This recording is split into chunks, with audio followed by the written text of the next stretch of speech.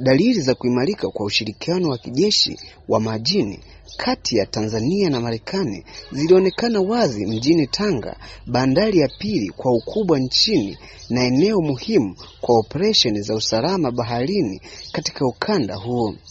Wakati zoezi la pamoja la usalama wa baharini lililodhaminiwa na USA likiendelea katika pwani ya kaskazini mwa Tanzania na maeneo ya magharibi ya bahari ya Hindi, nchi hizo mbili ziliendelea kuimarisha uhusiano wao. Hii inatokea wakati kaimu balozi wa Marekani Andre alipokabidhi kituo kipya cha matengenezo ya vyombo vya majini mjini Tanga. Kamanda wa jeshi la ulinzi la wananchi wa Tanzania, Meneja Jenerali wa nyuma Amir Ramadhani Hassan, alionekana mwenye furaha alipokuwa akitembelea jengo hilo lililohifadhiwa na Marekani kwa wakati wa hafla ya ufunguzi tarehe 6 Februari.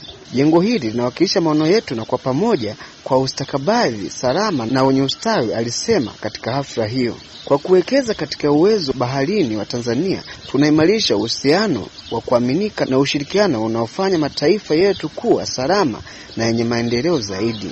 Kituo hicho kitasaidia kuongeza uwezo wa TPTF kutunza meli zake pamoja na kupambana na uharamia, magendo au uvuvi haramu usioripotiwa na usiodhibitiwa, pamoja na changamoto nyingine za usalama wa baharini. Uwekezaji huu unaonyesha imani ya Marekani katika uongozi na uwezo wa kitaalamu wa TPDF na unaonyesha umuhimu wa kuwa na washirika imara kwa usalama wa kikanda. Inasema taarifa ya ubalozi wa Marekani. Usalama wa baharini ni muhimu kwa usalama na ustawi wa kiuchumi mataifa yote mawili. Kituo hiki kipya kitaimarisha usalama wa pwani na bandari katika ukanda wa kaskazini mwa Tanzania, kusaidia mapambano dhidi ya biashara haramu, utekelezaji wa sheria za baharini na kuongeza ufuatiliaji wa shughuli za baharini katika bahari ya Hindi ya Magharibi. Hivyo usisahau kusubscribe na kutani on notification. Hii ni 49 Media. Asante sana kwa kunisikiliza.